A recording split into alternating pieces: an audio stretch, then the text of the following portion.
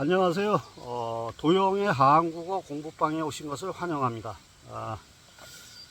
오늘도 그 자료 한번 읽어보시고 자료에 나와 있는 경구를 잠깐 읽어보겠습니다.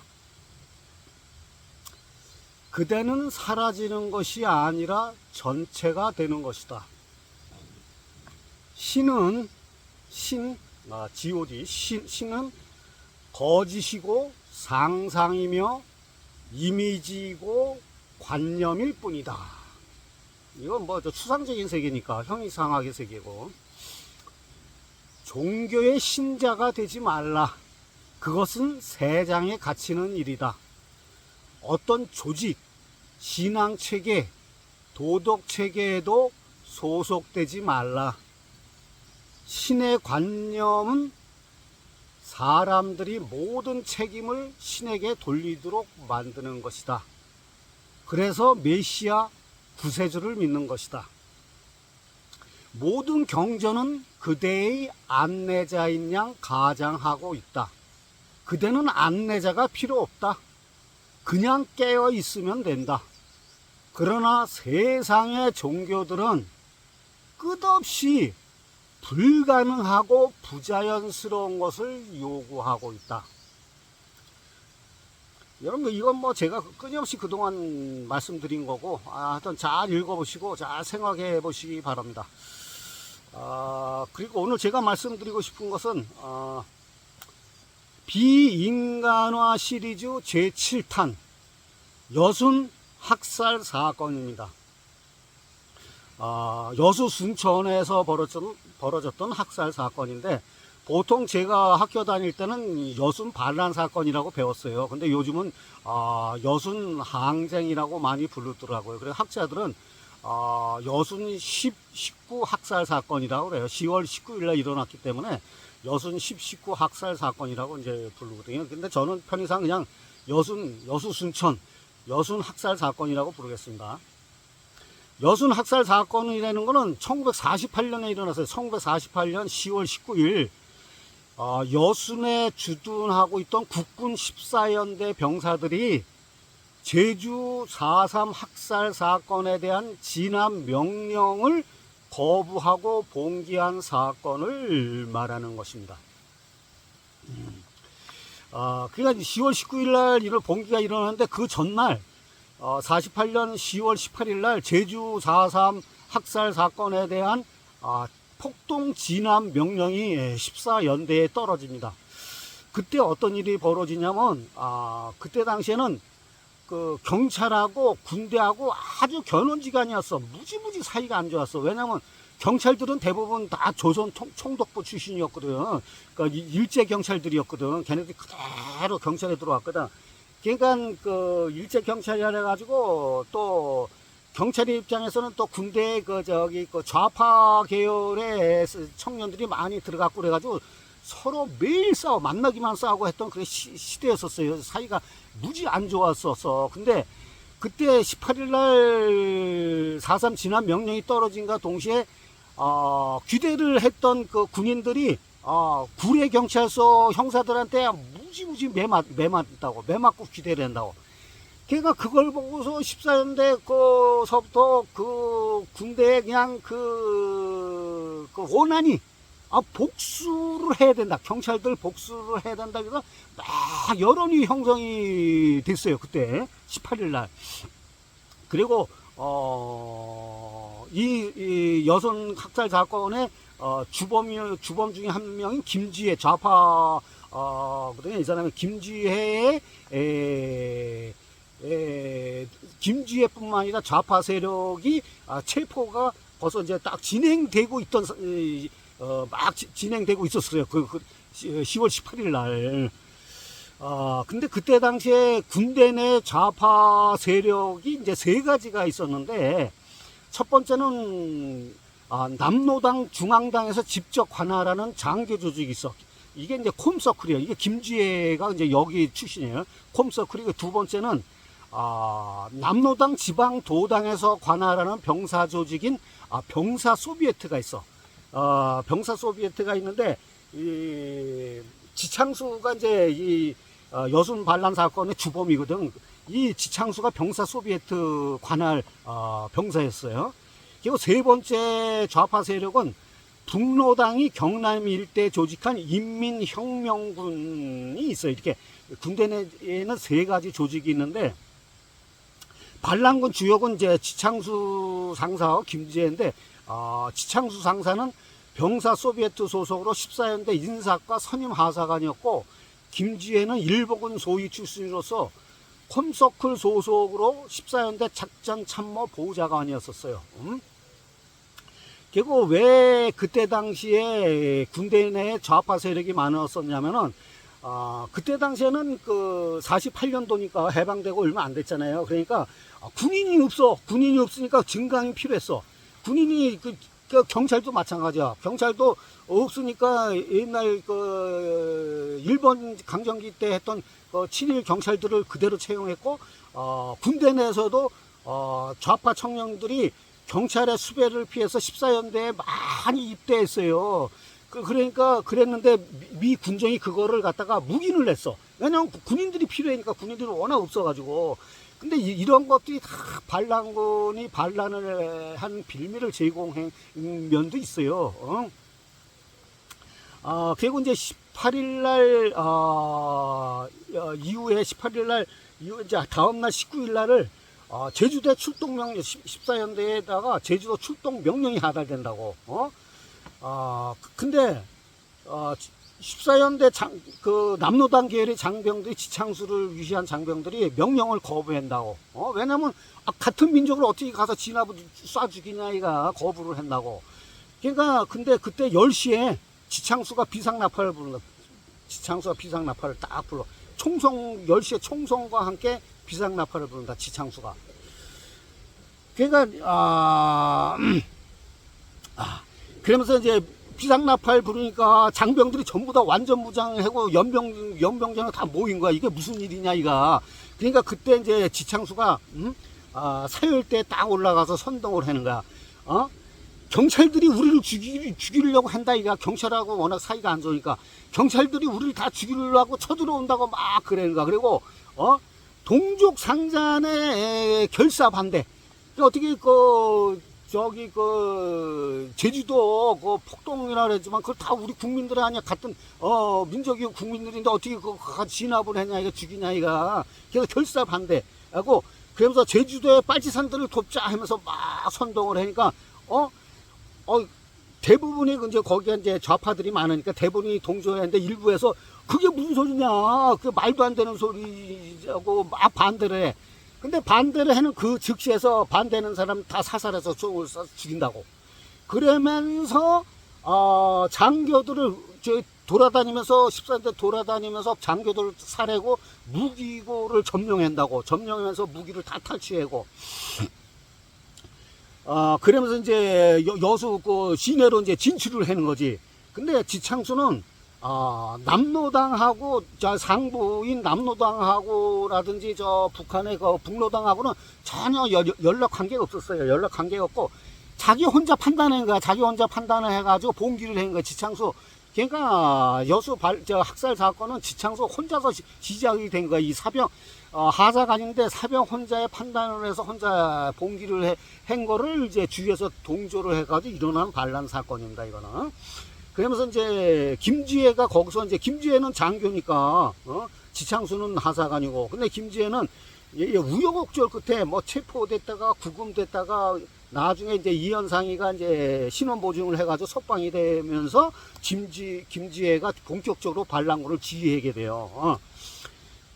근데 이제 그 다음날 20일 날 반란군이 여수를 점령을 해요. 여수를 점령을 해가지고 인민위원회를 설치한 다음에 인공기를 개양을 한 다음에 경찰이라든지 우익인 살인지 이런 사람을 한 400명을 사살을 한다고 다 찾아내가지고. 그러니까 빨치산 사령관이 이현상이잖아요. 빨치산 사령관이 이현상이가 아주 화를 낸다고, 경로를 한다고. 왜 경로를 했냐면 이것 때문에 지창수 때문에 남로당 군대 내 남로당의 그 전력이 노출된 거라. 이거 노출돼가지고 그 잘못된 행위라고 비판하면서 지리산으로 전부 다 들어오라고 입산 명령을 내려요. 그래서 입산 명령을 내려니까 주력부 김지혜가 지휘하는 주력부대는 지리산으로 들어간다고. 근데 지창수는 나무에 끝까지 안 올라간다고. 근데 여기서 또 한 가지는 그 제주도 4.3 사건과 마찬가지로 미군이 개입을 해요. 그리고 이승만이 미 군정에다가 군 작전 통제권을 넘기면서 직접 진압을 요청한다고. 4.3 때도 그랬거든. 미군이 직접 개입하고 진압을 했거든요. 하여튼 그 지창수는 지역을 방어해야 한다고 하면서 이계 중대를 여수에 남겨가지고 사수된다고. 지리산으로 안 들어가고, 김지혜는 지리산으로 들어가는데, 근데 여기서 이제 지창수는 진압군에서 완전히 괴멸을 된다고. 그냥 결과적으로 보면은 그 지창수가 치밀한 계획도 없고, 북한의 지령도 받은 것도 아니고, 남로당의 지시도 받은 것도 아니고, 아주 사병 중심의 돌발 상황으로 그냥 갑자기 봉기를 한가. 그러니까 그 진압군에 의해서 진압대에서 산속으로 혼자 도주한다고. 그래서 나중에 사살된다고, 지창수가. 그거는 이제 그 백선엽 장군 있잖아요. 그 유명한 그 강경파인 백선엽 장군, 만주파죠, 만주 특무대. 이 사람의 증언도 왜 보면 그래. 이 사람 뭐라 그러냐면, 남로당 중앙의 지령에 의한 것이 아니라 4.3과 마찬가지로 당 말단에서 벌어진 자의적인 행동이었다고 백선엽도 증언을 하고 있어요. 그 다음에 이제 그 다음 날인 10월 21일 날 반란군이 점령한 지역에 계엄령이 선포돼요. 그리고 반란군 토벌 전투사령부가 창설되면서 총사령관이 송호성 장군으로 임명이 됩니다. 그러면서 각도 이제 경찰 병력하고 사당 규모의 국군 병력이 동원됩니다. 그리고 여기서 미 군사 고문인 제임스 하우스만이 파견돼서 작전을 지휘해요. 여기서 제임스 하우스만이라는 사람은 잘 기억해요. 나중에 이 사람 오늘 별도로 제가 말씀드릴 거예요. 그리고 이제 총사령관인 정투사령부의 총사령관인 송호성 장군은 그 광복군 출신으로서 이 사람은 비주류거든. 되게 온건파 이상해, 이 사람이. 그러니까 이게 잘 안 되니까 강경파로 이제 교체가 되거든요. 김백일 장군하고 백선엽 장군으로 교체가 되면서 아주 강경 진압으로 들어가지고 여수하고 순천이 수복이 돼요. 그리고 나머지 반란군 잔당은 지리산으로 다 도망가고, 그리고 이제 27일 날은 여수가 수복이 되면서 11월 달은 강경파에 의해서, 토벌대가 강경파에 의해서 완전히 강경 진압을 하면서 빨치산을 4,000명을 사살합니다. 아주 혁혁한 공로를 세우죠. 빨치산 4,000명을 사살하면서 2,800명을 생포를 해요. 근데 2,800명, 생포된 2,800명은 6.25가 발발하자마자 전부 다 총살형을 해서 전부 다 싹쓸이 다 죽였어요. 반란군이 왜 이렇게 최후를 갑자기 4,000명이나 사살되고 힘을 못 썼냐면은, 반란군이 전투 경험이 거의 없고, 북한에서 지원도 안 해줬고, 남로당의 지원도 안 해줬어요. 그리고 남로당 내에 권력 싸움이 있어가지고, 싸움이 있으면서도 남로당은, 북한의 북로당에 비해서 소외되고 차별 대우를 받았어요. 그리고 지휘부가 무능했고, 권력 싸움으로 했고, 내부 알력이 있었고, 그리고 또 지리산이 그때 혹독한 추위 있었잖아요. 혹독한 추위에 굶주림과 질병에 시달렸고, 또 무기 공급도 잘 안 됐고, 또 주민들이 호응이 없어. 처음에는 주민들이 호응을 많이 해줬거든. 근데 나중에는 주민들이 호응을 안 해줬고, 그리고 군경 토벌 때에 그 어마어마한 화력과 압박이 있었고, 그 다음에 미군의 그 쌍발 군용기로 세균전을 전개했던 기록도 있어요. 세균전을 전개하고 막 이런 모든 복합적인 상황으로 인해서 빨치산이 힘을 못 썼어요. 괴멸됐지. 그리고 49년 다음 해인 49년 4월 9일에 김지혜 등 지휘부가 사살됩니다. 그리고 53년 9월 달에 이현상이 사살되면서 14연대 반란군과 남부군이 완전히 괴멸되면서 모든 사건이 끝나게 됩니다. 이것이 여순 학살 사건의 전모가 되겠습니다. 여기에서 토벌대가 얼마나 신경을 써가지고 어마무시한 화력을 동원했는지 토벌대의 그 구성을 보면은 국군 사단병력이 투입됐고, 미군 해병대, 전투경찰대, 의용경찰대, 향토방위대, 각 지역 경찰청, 그 다음에 한국 국군 소속인 헌병대, 청년방위대, 서북청년단, 그 다음에 사찰유격대라 그래서 빨치산에서 자수한 사람들, 포로들, 이 사람들을 가지고 구성한 사찰유격대가 있어요. 사찰유격대. 그 다음에 이제 미 육군 8군단 사령관인 제임스 벤 플리트 장군이 미 육군을 병력을 투입을 했어요. 실질적으로. 그리고 직접 작전을 지휘했습니다. 그게 얼마나 이 신경을 썼겠어. 이게 여순 반란 학살 사건에 대해서. 그리고 희생된 민간인 피해가 10,000명이 넘어서 10,000명이 11,131명. 어마어마하게 죽었죠. 응? 당시 전라남도 보건후생부 공식 기록에 이게 반란군에 의한 민간인 학살이 1,300명. 빨치산에 의해서 학살된 민간인이 1,300명이고, 진학군 토벌대에 의해서 희생된 민간인 학살이 7,000명이나 돼서 7,000명. 근데 진학군 토벌대 사망은 군인이 180명, 경찰이 74명, 공무원이 3,474명. 그것밖에 안 돼요. 그리고 반란군 측 사망은 추산이 안 돼. 아까 48년 11월 때 빨치산이 4,000명이 죽고 2,800명이 생포되고 나중에 죽었다 그랬잖아요. 그러니까 이제 반란군을 대부분 한 7,000명 정도 되죠. 반란군이 희생된 게. 한 7,000명에서 한 10,000명으로 보면 되겠죠. 이거에 이제 여순 학살 사건에 이제 영향을 보통 이제 학자들이 얘기하는 거예요. 영향을 따져보면은 어떤 이 여순 학살 사건에 따른 그 영향이 어떤 영향이 있었냐. 학자들의 평가지, 평가. 이승만 정권의 존립이 유지가 됐다. 유지가 됐고, 그 다음에 이제 이승만 정권의 반공주의가 아주 철저하게 구축이 됐고, 확고한 군을 장악을 했다고 그래요. 왜 군을 장악했냐면 대대적인 숙군 작업을 벌였거든. 여순 학살 사건이 일어나는 와중에도, 그 전과 와중에 그 후에도 숙군 작업, 군대 내의 좌파를 잡아들이는 건 숙군 작업이라 그래요. 그래서 4,749명을 숙청을 했어요. 그러면서 여기 이제 그거 다 알려진 사실이지만, 박정희도 그때 이제 남로당에 가입을 했잖아요. 그래가지고 여기서 남로당 지휘를 했거든. 좌파 군대 내에서 지휘자였거든. 남로당 좌파 지휘자가 박정희였다고. 박정희 대통령이. 근데 백선엽 장군이 그거를 살려줬다고. 어떻게 살려줬냐면, 그 좌파 계열을 불어. 그러면 살려줬다 해가지고 자기가 갖고 있는 좌파 계열의 지휘 라인, 계통 300명을 다 명단을 제출했다고. 그래가지고 300명이 싸그리 총살당했고 자기 혼자 살았다고. 박정희 대통령이 혼자 살았어.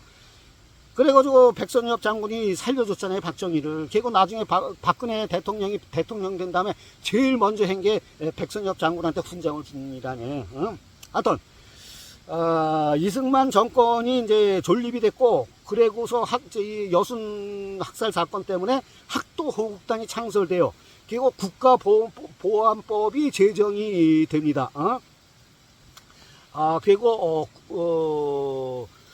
또 이것 때문에 집단 학살의 빌미가 여순 학살이 모든 남한의 집단 학살의 빌미를 제공했는데, 왜냐면 다른 지역에서 무조건 이 국군과 경찰이 집단 학살을 벌인 다음에 상부 보고서에 뭐라고 보고했냐면 여순 반란 세력이 출몰해가지고 죽였다, 총살시켰다, 이렇게 보고를 한 거야. 지네들이 무고한 민간인을 학살을 해놓고서. 그래서 집단 학살의 빌미를 제공하게 됩니다.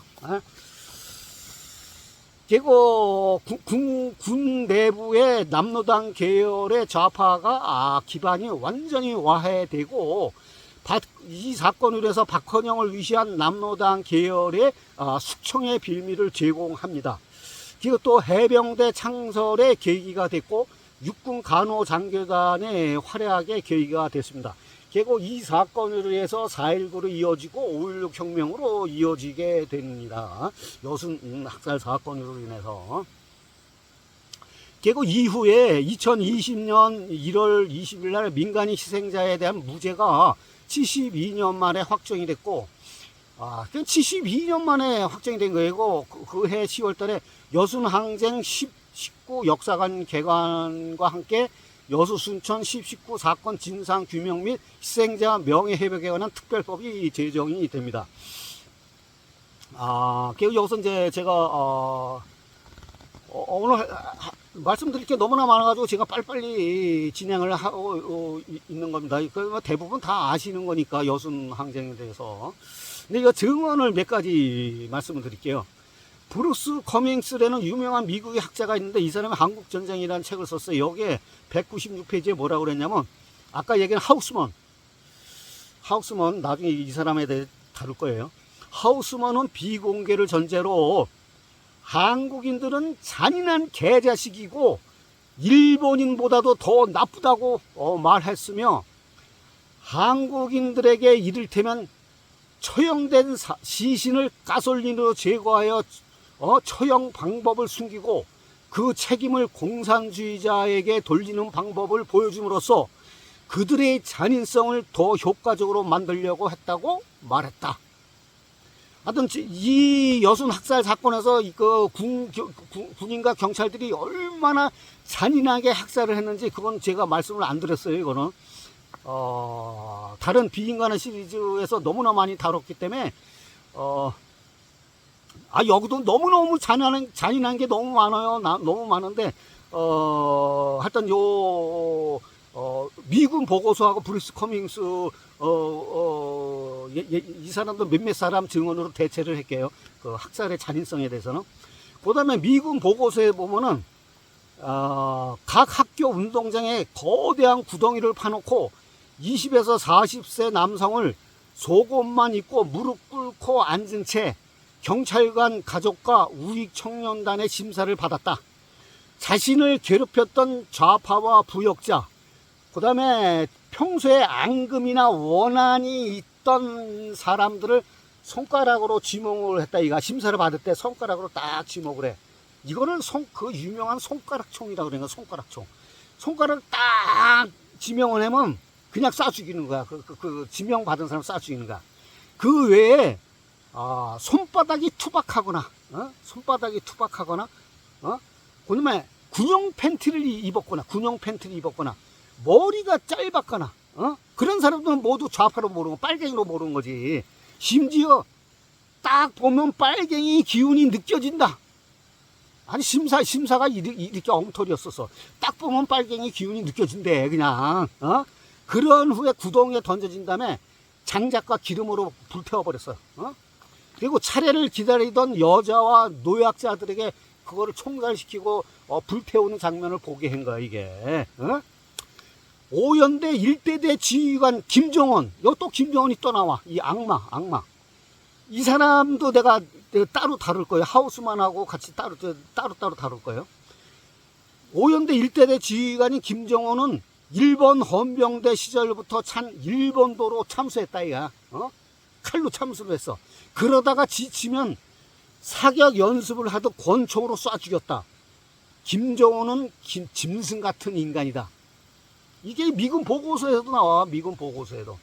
그 다음에 진화군의 어떤 대위의 증언을 보면은 10명의 악양 고등공민학교 학생들을 산으로 끌고 가. 이게 진화군이야. 자기가 직접 목격한 거야. 직접 이 사람이 했는지는 모르겠지만 대위야 대위. 직접 고등학교 학생들을 산으로 끌고 가서 일본도로 참수한 후 한 학생을 살려두고 그 학생에게 자신이 자른 목을 줄로 묶어서 짊어진 채 산을 내려오게 하기도 했다. 이런 진화권의 증언도 있어요. 그 외에 그 참혹한 참상과 악랄한 학살에 대해서 무지 많은 기록들이 있는데 너무너무 많아가지고 증언으로 대체 있게 몇 가지 증언으로만. 그리고 이제 총살 당하기 전에 사람들은 노래를 불렀대. 노래. 어떤 노래를 불렀냐면은 봉선화 있잖아요, 여러분. 봉선화야, 울밑에선 봉선화야, 그거하고 바위고개 이런 노래를 부르면서 그냥 죽어갔다는 거야. 그리고 또 여순 학살 사건의 그 유명한 노래가 두 가지가 있잖아요. 산동애가하고 부영산. 이건 저번에 제가 소개를 몇 번 했어요. 산동애가는 19세 소녀가 그때는 군인과 경찰들한테 사람을 배당을 했어. 하루에 몇 명 이상 죽여라, 몇 명 이상 끌고 와라, 몇 명 이상 체포하라. 이게 배당이 돼가지고 그냥 그 마을에 들어가가지고 무조건 잡은 거야. 이거 죄를 묻지도 않고 너 빨갱이였지. 이러고 막 전부 다 그때 당시에 다 그랬으니까. 그랬는데 산동면에서 어떤 집안에서 오빠가 잡혀갔어. 근데 그 집안에는 아들 하나와 딸 하나인데 얘가 장손이야, 장손. 그러니까 엄마가 딸을 부여잡고 사정인 거야. 야, 오빠가 우리 장손 아니냐, 우리 대를 이어가야 될 거 아니야. 그러니까 네가 대신 오빠 대신 가서 죽어라. 그러니까 이 소녀가 어떻게 해? 엄마 마음을 듣고 그때는 이제 바꿔치기가 됐거든. 사람 수만 채웠으면 됐었어요. 그래가지고 오빠 대신 끌려가면서 부른 노래가 산동애가야. 산동애가 나중에 이제 거기에 곡을 붙여서 불렀죠. 산동애가. 이런 사정을 알고 그 노래를 들으면은 진짜 가슴에 울컥울컥해요. 이 사람 산동애가의 버전이 여러 가지 버전인데 저는 이효정인가 그분 노래를 많이 들어요. 근데 부영사는 뭐야? 부영사는 여수 시내에서 군인과 경찰이 토벌 때가 민간인을 남녀노소 어린애 젖먹이 구별을 안 해고 그냥 무조건 보이는 대로 다 쏴 죽였으니까 거기에 어린 딸이 죽었어. 그 딸의 시체를 안고 아버지가 부영산에 올라가가지고 시체를 묻어가지고 한 맺힌 울분을 가지고 글로 전구했는데 그걸 가지고 나중에 곡을 붙여가지고 부른 것이 부영산이에요. 부영산. 이 부영산도 여러 버전이 있어요. 여러 가수가 부르는데 저는 한영애 씨가 부른 부영산을 주로 많이 듣고 있습니다. 여러분도 인터넷 들어가 보면 유튜브에 다 나와. 어마어마하게 많이 나와. 여러분 한번 들어보시기 바랍니다. 그리고 비슷한 노래가 여수야화라는 노래가 있어. 남인수 선생이 부른 이 여수 학살 사건에 대해서 부른 노래인데 이게 이승만 정권에 의해서 우리나라 최초의 금지곡이 됩니다. 우리나라 최초의 금지곡이 남인수 선생의 여수야화입니다. 또 그런 것도 알아두시고. 그리고 이제 여수 블루스라는 노래가 있는데 이거는 이제 구전, 사람의 입에서 입으로 전해 내려오는 구전으로 전해 내려오는 노래예요. 요 노래를 제가 가사를 한번 불러보겠습니다. 여수 블루스. 여수는 항구였다. 철썩철썩 파도치는 꽃피는 항구. 안개 속의 기적소리 옛님을 싣고 어디로 흘러가나 재만 남은 이 거리에 부슬부슬 구준비만 내리네. 여수는 항구였다. 마도로스 꿈을 꾸는 남쪽의 항구, 어버이 혼이 우는 빈터에 서서 옛날을 불러봐도 채만 남은 이 거리에 부슬부슬 구준비만 내리네. 이만 마치겠습니다.